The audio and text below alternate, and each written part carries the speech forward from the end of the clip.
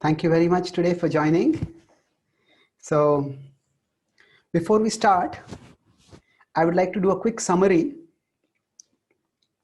But instead of I summarizing, since this is a applicational course, I would like if any of you would speak anything that we spoke yesterday that you especially that you still remember or that resonated with you especially. We'll do this Hare for about a Krishna, few minutes. Hare Krishna. Yeah, Hare Krishna Prabhu, Dandavat Pranam Prabhu. Dandavat. One thing that really caught my attention was some of the very first things that you said about introspection. That introspection actually is internal seeing. So we've been using this term since such a long time, but then we, never really thought about it this way. That it's actually inner seeing, and it actually helps us to come to the mode of goodness. And my takeaway from yesterday's session was that it not only helps you to come to the mode of goodness, but it also helps you to address those times when we were not in goodness. So that was the most important takeaway for me, and I liked it, Prabhu. And you also said that when we say I'm upset, so we have to really identify that particular emotion. What is it that I'm upset about? Am I anxious? Am I angry? Have I felt let down? What exactly is that emotion? So you said that we have to expand our vocabulary of emotions and feelings. So that is something Yes. that I think, yeah, we really need to all understand. Excellent. Thank you. Anyone else? Yes, Hare Krishna. Hare Krishna. Is my voice audible, Prabhu? Yes, clearly. Okay. Prabhu, one of the points that you specified about was what is the purpose of your conversation when you were trying to explain the point that is it like to cause conflict, victory, or peaceful relationships? What exactly do we look forward to that? We should always observe that. And the second point, which I liked, was about the small snippets when you told gave an example that when we have a meeting in an office, so we could quickly record something that okay, these are the 3 points that went well, and another would be these are points which it did not go well, so we can make short notes. And the third Yes. thing I recall is about the journaling sample, about the worst thing and the best thing. We have to note it, what happened and why it happened, and then how do we go ahead with the correlation of it. Yes. Excellent. Thank you very much. Thank you so much. Maybe, thank you. And maybe two more, any of you? Hare Krishna, Dandavat Pranam Prabhuji. Dandavat. Kalyani Radhika Devidasi. Hare Krishna. Prabhuji, you had mentioned about self-expression.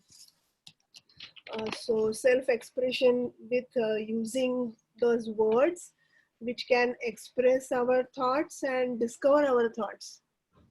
And at the end of yesterday's session, you had asked us to actually write down like a sample, like an exercise. And actually, since it was very structured to be conducted, it took me quite some time to write the why part. I could write the what part I could write, but then the why part, why it is best or why it is worst, it took quite some time, and because of which I thought that I wrote it first, and then uh, as which is the right word to use here, actually to define my emotion. So I went back and wanted to define that emotion properly, because I just wrote it as it came, and then when I went back to see it, I thought, no, this is not what I actually experienced. It was something else. So that discover our thought, I actually got a very wonderful experience doing that, and I'm really grateful to you, Prabhuji, for giving this particular exercise and also this flow of writing. Thank you so much. Thank you. Happy to be of service. Yes. Thank you. Any two more, if anyone would like to say something? Hare Krishna Prabhuji. Hare Krishna. I applied the teaching yesterday when I was journaling today, that writing about the really good thing that happened. And I found so many things, and I felt really happy when I was just journaling, and I had a smile on my face. So I thought, this is a really nice technique. I journal, but then, sometimes it's just the processing of the thoughts, but, actually trying to find the good things, it just makes you more and more grateful for Krishna. And obviously that point that you stressed about writing why it happened, that also was pretty fantastic, and I used it today. I really liked it, and I in fact wrote it in my journal that this is what I'm going to now apply when I go ahead with my journaling process. So thank you so very much again. Oh, okay. Thank you. It's good. So I think the exercise has helped all of you to at least to know how to go about doing something. I'm happy about that. Yes, thank you. Anyone else? Maybe one more?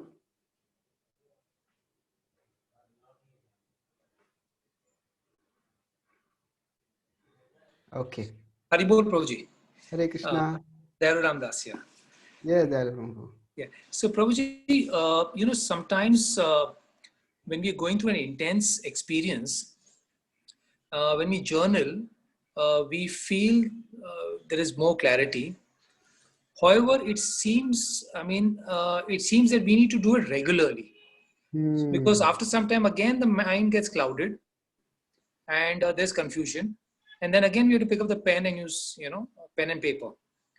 So Yes. it seems regularity is very important when you're experiencing some intense emotions consistently. So even though we get clarity, we still need to write again after some time to get back to the same state, we were in when we initially wrote. I mean, Yes, it's something I experienced here. That's an interesting observation. I'll talk about it a little bit more today. Yeah. Because we'll talk about how journaling is actually a tool for dealing with life. And since life keeps bringing us new situations into our life presents us with new situations. So then to deal with those situations, we need to equip ourselves. So yes, that's a valid point. So for some of us, journaling could be a daily habit, and some of us may feel inspired enough to do that, which is fine. For some of us, it could be a resource that we know is there, and we use it periodically when we need it. So this is something, it is not that everybody has to do it every day, but at least we learn that this is a resource available for us. And as you said, that when we are going through really difficult times, at that times we may want to do this more. Other times we do it a little less. So thank you very much. And so, thank you. Thank you. So today and tomorrow, we'll be discussing two distinct themes. Yesterday, I introduced the broad concept of journaling. Today, I will talk about journaling to identify our mind's negative narratives, how mind makes us act negatively. And tomorrow, we will talk about journaling and praying, how it can help us connect with a higher reality. So all of you spoke specific points which we discussed yesterday. And some of the points which I had mentioned were actually just passing points which I mentioned, but you caught them. That was very nice.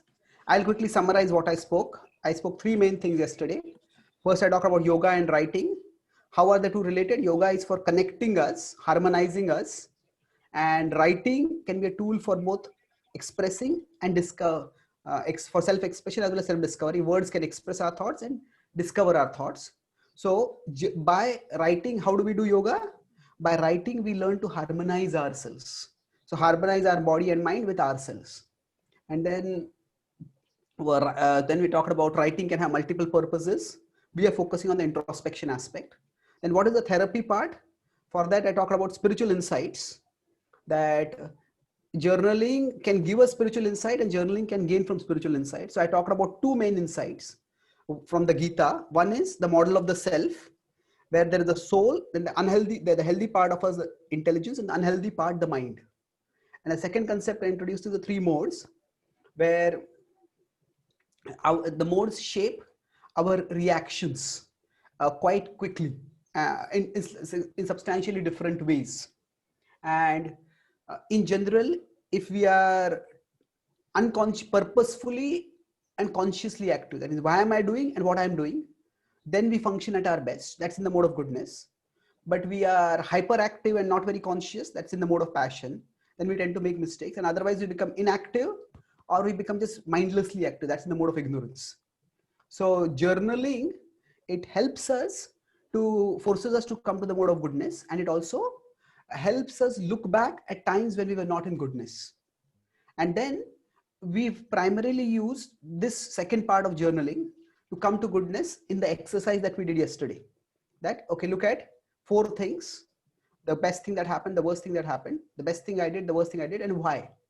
So that's how, that was the overall the talk we had yesterday. So let's start with today's talk.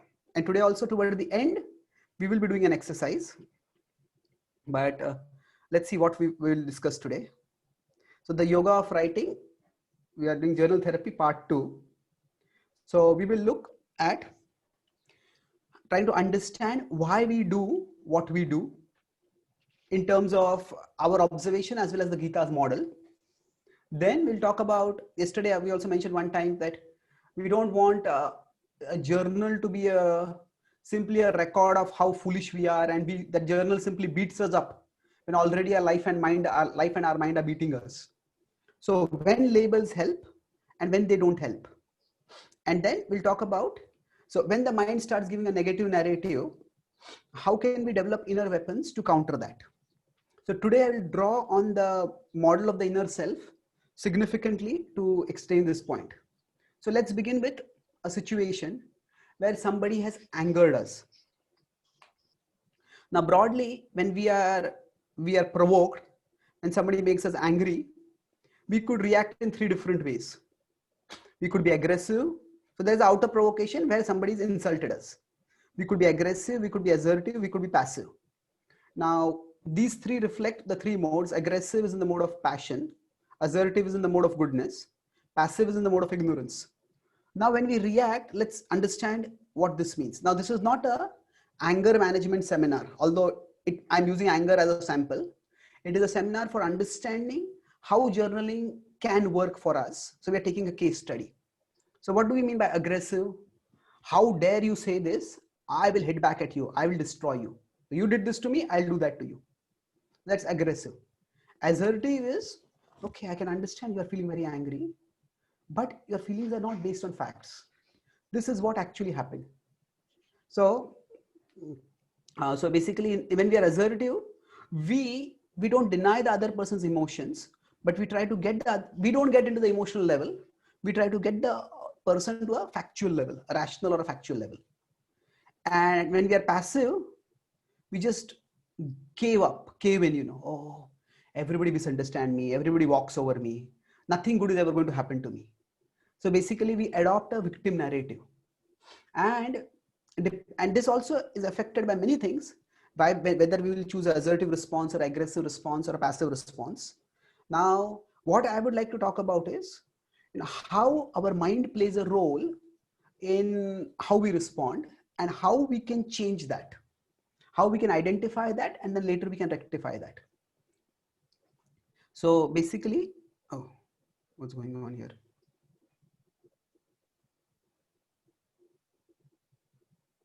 Sorry.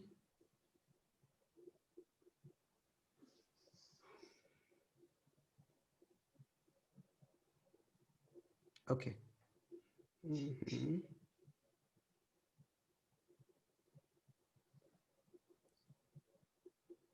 How we respond to a particular situation. So let's look at, this is the model which we discussed yesterday. So there is the soul, and then there's the healthy part within us, which is the intelligence.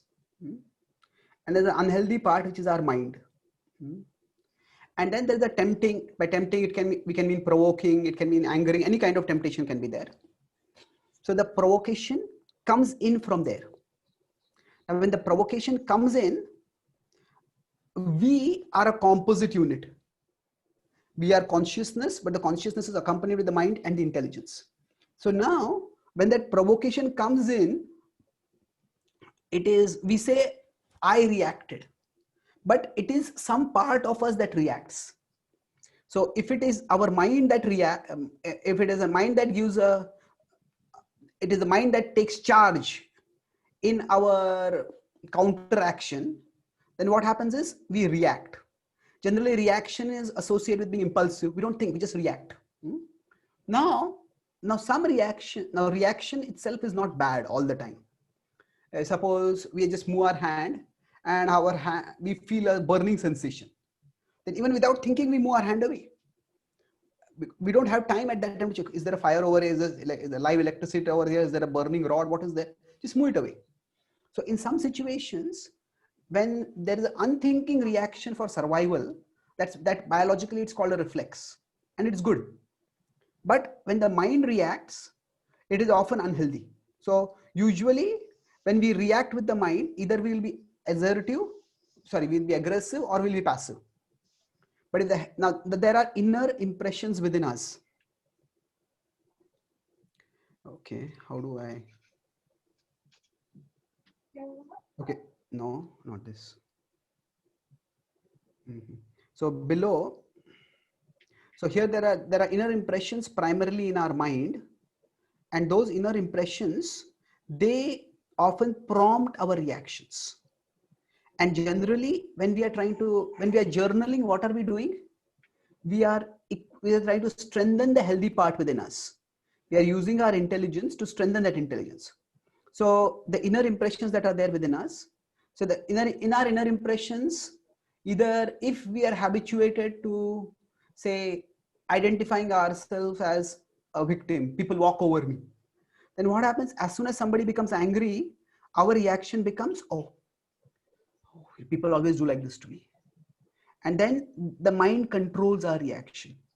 So when we are trying to journal, what we are trying to do, that we are trying to do two things. We're trying to distance ourselves from this unhealthy part, the mind, and we're trying to strengthen our healthy part, which is the intelligence. And when we do this, we will be able to respond better, or rather we'll be able to respond rather than react. So how could we go about doing this? Let's look at this now. So as I said, I'll come back to this point. Now, I said that when we label ourselves, okay, no, this is not coming properly. Okay, we discussed when labels help and when they don't help. So labels means, hey, I'm a short-tempered person, or I am sometimes some virtues can also become negative labels for ourselves. No, you are too soft. Now, okay, to be soft spoken may be good, but too soft may not be good. So if somebody is humble, submissive, that may be good. But if somebody is, because of that, they're just getting dominated or exploited or abused, that's not good. So we all, either the world gives some labels upon us, or we ourselves put some labels on ourselves. And sometimes those labels help, and sometimes they don't help. So to understand where the labels are coming from and where they will take us, let's try to understand one point, that when these labels come upon us, they are primarily coming from the mind. And when the mind becomes too strong, that's when it becomes a problem. When the mind is weak, then it is not a problem.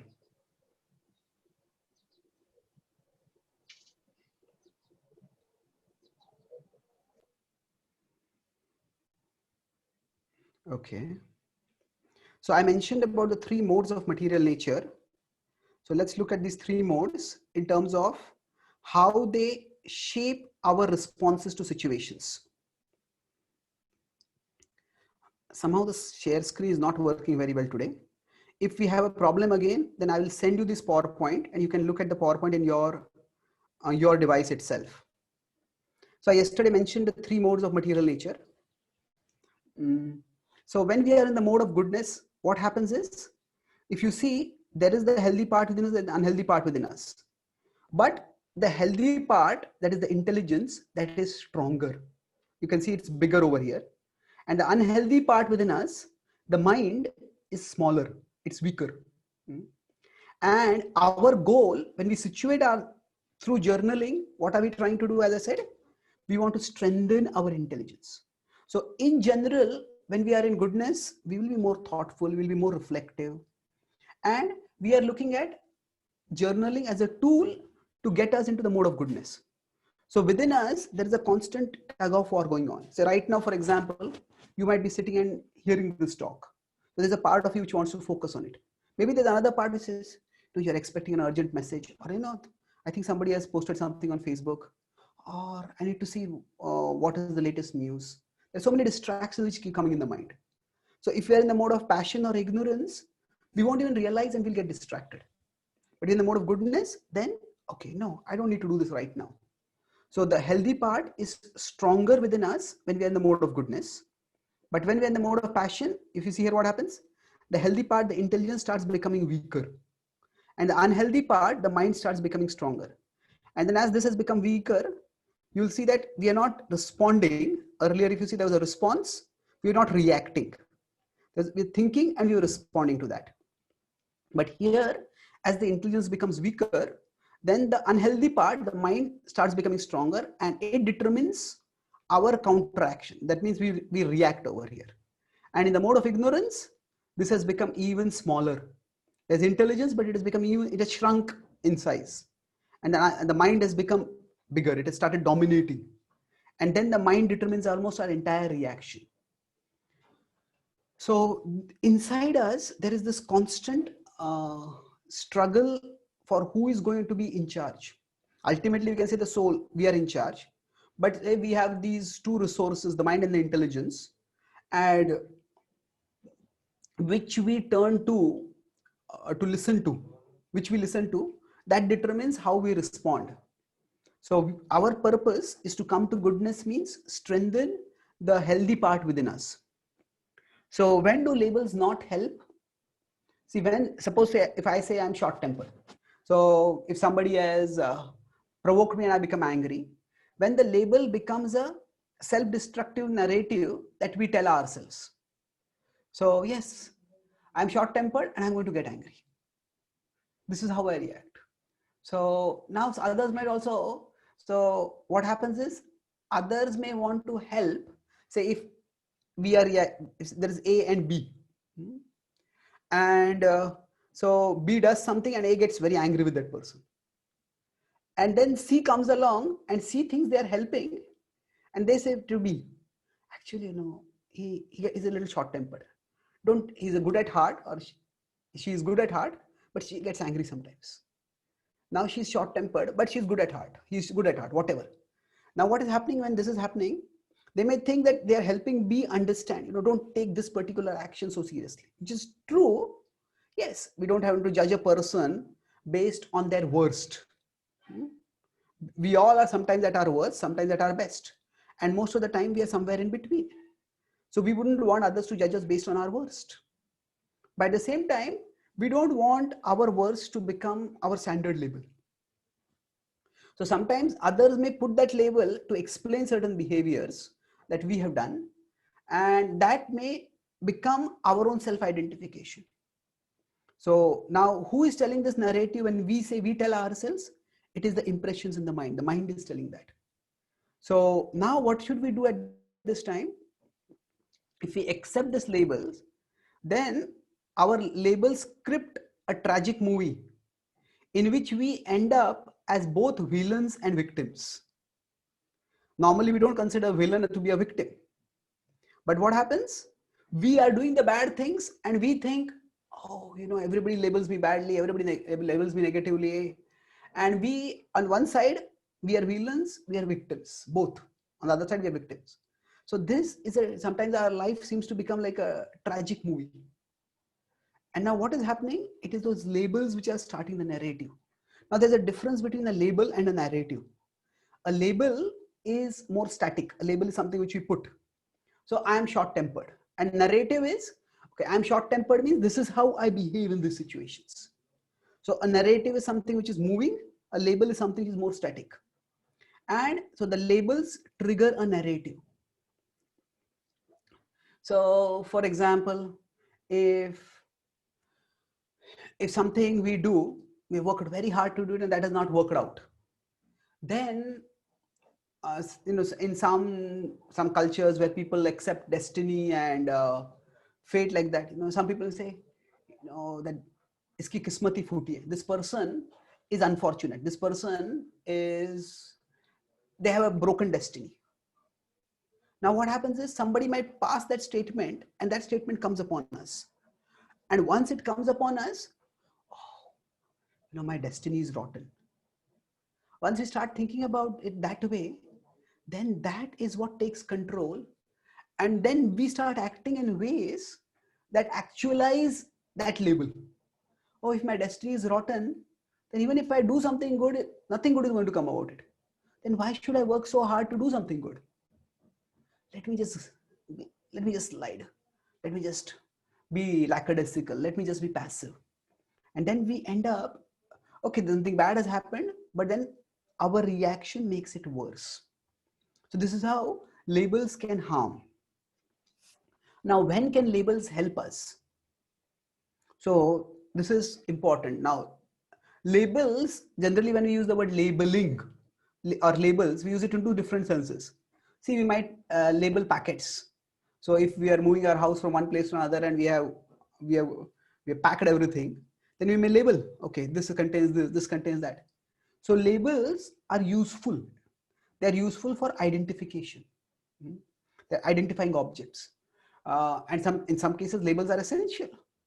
Otherwise, say, if we have a shop in which there are, say, 25 kinds of toothpastes, and none of them have any labels, we don't know which is which brand. So labels from a functional perspective are essential.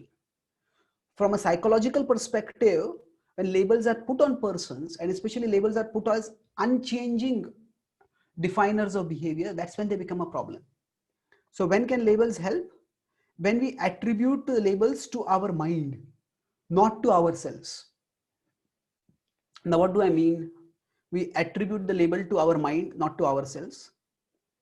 That means, say, whenever the label comes in, I'm short-tempered. So we take a step back and say, actually, it is not, that's the mind saying I'm short-tempered. There is a part of me which is bringing out that idea, that label. So what are we doing? It is not I who am short-tempered. Yes, there is a way in which I often react aggressively to when people provoke me. But the idea that I am short-tempered, that is coming from my mind. That's the mind saying. So we identify it, we attribute it to our mind. In fact, in the Bhagavad Gita, Krishna says that this is one way we can become observers of what is happening inside us. These are various emotions which come, they stay, they go. Where are they coming? They are coming in the mind. They stay there for some time and then they go away. So here, when we see it like this, I mentioned this diagram. This diagram is, I would say, the most important part of this class. And I'm showing this diagram once again because, so when we talk about label, what happens is, it is not, so from here, it's not that I am short-tempered, but it is my mind is saying I am short-tempered. And when that happens, then that becomes a problem. Is the shared screen still there or it's gone? No, it's gone. It's gone, Prabhuji.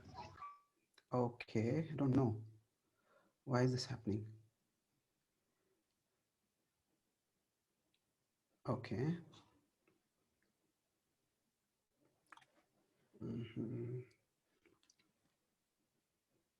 Okay, let's see. I think I got it back now.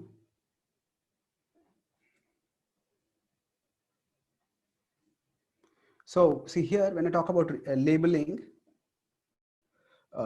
so rather than saying that it's I am short-tempered, it is the mind which is saying I'm short-tempered. And then is there something short-tempered within us? Yes, the soul is not short-tempered. It is the mind which has got certain impressions by which it reacts. So what happens when we are reacting, the healthy part goes to the background. We don't even see it much.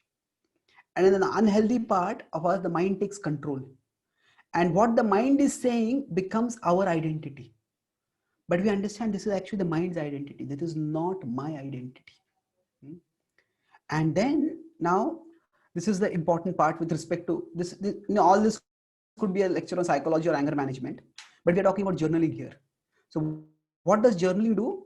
So if you see over here, journaling is what creates the distance between us and our mind. That means if we journal, then this, you could envision that this whole structure is there. Sometimes we can clearly see this is the mind speaking. Sometimes we identify with the mind. But when we journal, we create a distance between us and the mind. And as we create that distance, then we can identify the mind, and then we can choose whether I want to act according to what the mind is saying or not. And that brings to a point of seconding the mind versus othering the mind. I'll explain what I mean. Seconding is, of course, that the mind says something and we second it. We accept what the mind says and we start doing it. That's seconding the mind. Now, othering means treat the mind like a other person. Othering the mind means we treat the mind like another person who is saying something. Now, sometimes it may be true, sometimes it may not be true. So when we create a habit of journaling, that's the time when we start understanding that, okay, there are certain voices within me, and when those voices come up, sometimes we just identify them and get carried away with them. But we don't have to do that. We can distance ourselves from them. So basically, when we are in the modes of passion or ignorance, we will second the mind. But when we come to the mode of goodness, we will other the mind. Other is this is actually, the mind is somebody else. And now, based on all this, let's look at, okay, I'll come to this. So now, what do I mean by othering the mind? If we consider here,